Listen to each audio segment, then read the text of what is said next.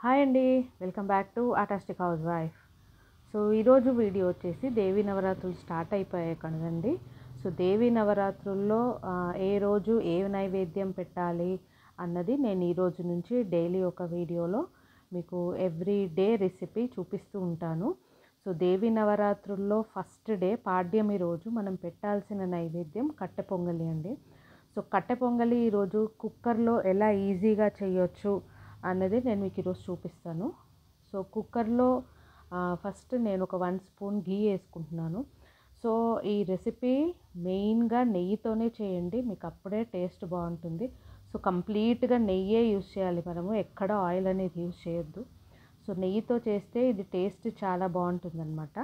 So దీంట్లో నెయ్యి add చేసిన తర్వాత ఒక పావు కప్పు పెసరపప్పు అండ్ పావు కప్పు రైస్ అండి. సో నార్మల్గా మనం వండుకునే రైసే వేయొచ్చు. సో ఇప్పుడు ఇది మనము సిమ్లో పెట్టేసి దీనిలో ఒక 5 మినిట్స్ ఫ్రై చేయాలండి. ఫ్రై చేసిన తర్వాత వండితే ఏంటంటే దీనికి అదొక స్పెషల్ టేస్ట్ వస్తుంది. సో చాలామంది డైరెక్ట్గా వండేసుకుంటారు, అలా కూడా చేసుకోవచ్చండి. బట్ ఇలా కొంచెం ఫ్రై చేస్తే ఏంటంటే నెయ్యిలో చేస్తున్నాం కాబట్టి మంచి టేస్ట్ వస్తుంది.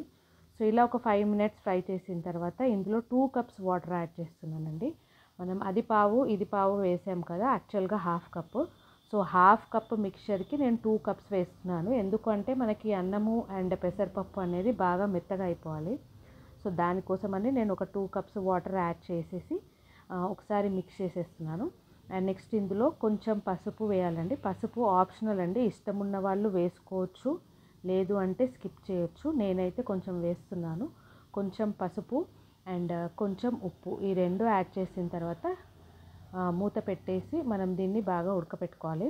సో ఇప్పుడు ఉప్పు అనేది కూడా ఆప్షనల్ అండి, ఇప్పుడు వేసుకుంటారా తర్వాత వేసుకుంటారా మీ ఇష్టము. సో నేనైతే ఇప్పుడు కొంచెం ఉప్పు వేస్తున్నాను, మీరు తర్వాత టేస్ట్ చూసుకొని ఒకవేళ సరిపోకపోతే ఇంకొంచెం యాడ్ చేసుకోవచ్చు. సో సాల్ట్ కూడా టేస్ట్కి తగ్గట్టుగానే వేసేసుకోండి. అండ్ నెక్స్ట్ నేను విజిల్ పెట్టుకొని దీన్ని 3 విజిల్స్కి ఉడికించుకుంటున్నానండి. 3 విజిల్స్లో మనకి పెసరపప్పు కానీ మనకి బియ్యం కానీ మంచిగా ఉడికిపోతాయి. సో 3 విజిల్స్ ఉడికిన తర్వాత స్టవ్ ఆఫ్ చేసేసుకొని ఒకసారి మనకి ఎయిర్ అంతా రిలీజ్ అయిపోయిన తర్వాత నేను చూపిస్తున్నాను. చూస్తున్నారు కదా, మనకి పప్పు కానీ అన్నం కానీ మంచిగా ఉడికిపోయి మెత్తగా అయిపోయింది. సో దీన్ని ఒకసారి నేను ఇలా స్పూన్తో మ్యాష్ చేసుకుంటున్నానండి. మరీ ముద్దలాగా పేస్ట్ లాగా కాకుండా స్పూన్తో అయితే మనకి కొంచెం పలుకుల్లాగా మంచిగా వస్తుందండి. మరి మ్యాషర్తో పెట్టేస్తే కనుక స్మూత్గా వచ్చేస్తుంది. సో అలా కాకుండా జస్ట్ ఇలా స్పూన్తో పైన అంటే ఏంటంటే కొంచెం పలుకులుగా ఉంటుంది. సో మనకి తినేటప్పుడు బాగుంటుంది అనమాట. అండ్ ఇప్పుడు ఇందులో నేను ఒక 1 కప్పు వాటర్ మళ్ళీ యాడ్ చేస్తున్నాను. యాడ్ చేసిన తర్వాత ఇప్పుడు దీన్ని ఒకసారి మిక్స్ చేసి ఒక్క 2 to 5 మినిట్స్ అండి సిమ్లో పెట్టేసి వదిలేయండి.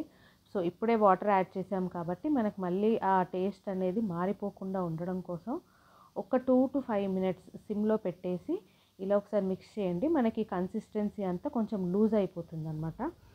సో వాటర్ యాడ్ చేయడం వల్ల లూజ్ అయిపోయి మనకి ఇది తినేటప్పుడు ఈజీగా ఉంటుంది. సో ఈ కన్సిస్టెన్సీలోకి వచ్చేయాలండి. ఇలా వచ్చేసిన తర్వాత ఇంకా మీరు స్టవ్ ఆఫ్ చేసి పక్కన పెట్టేసుకొని నెక్స్ట్ పోపు వేసుకుందాము.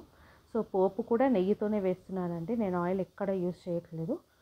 సో కొంచెం ఆవాలు జీలకర్ర ఇది కొంచెం ఫ్రై అయిన తర్వాత నేను ఒక పచ్చిమిర్చి అండి, ఒక 3 to 4 పచ్చిమిర్చి, మీ క్వాంటిటీని తగ్గట్టుగా మీరు పచ్చిమిర్చి వేసుకోండి. ఒకవేళ ఎక్కువ క్వాంటిటీ ఉంటే ఎక్కువ మిర్చి వేసుకోండి. సో ఇలా చిన్న పీసెస్గా పచ్చిమిర్చి కట్ చేసి ఇందులో వేసేసాను. అండ్ నెక్స్ట్ ఇది ఒకసారి మంచిగా ఫ్రై చేసేసుకోండి. అండ్ ఇఫ్ ఎట్ ఆల్ మీకు ఇంకా ఎక్కువ రిచ్ ఫుడ్ కావాలి అనుకుంటే కనుక ఇలా డ్రై ఫ్రూట్స్ కూడా యాడ్ చేసుకోవచ్చు. అండ్ నెక్స్ట్ నేను ఇప్పుడు కొన్ని మిరియాలు అండి, ఒక స్పూన్ మిరియాలు వేస్తున్నాను. క్వాంటిటీకి తగ్గట్టుగా మిరియాలు కూడా ఎక్కువ తక్కువ చేసుకోవచ్చండి. సో ఇప్పుడు ఈ క్వాంటిటీకి అయితే నేను ఒక 1 స్పూన్ మిరియాలు, ఇది కొంచెం ఒక 2 మినిట్స్ రోస్ట్ అయిన తర్వాత ఇంకా మనం ఈ పోపు అంతా ఇప్పుడు ఇందాక మనం ఆల్రెడీ కుక్ చేసిన రైస్ ఉంది కదా ఇందులో వేసేయాలి.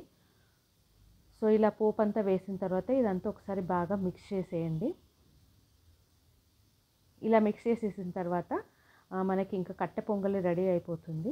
సో సింపుల్గా ఈజీగా కుక్కర్లో అయిపోతుందండి. ఒక్క 10 మినిట్స్ అండి, 10 మినిట్స్లో రెసిపీ మీకు రెడీ అయిపోతుంది. ఇది సాంబార్తో తింటే చాలా బాగుంటుందండి. సో ఇంకా ఆప్షనల్ అది మీ ఇష్టం అండి. ఇదండి ఈరోజు recipe. Don't forget to like, share and subscribe my channel.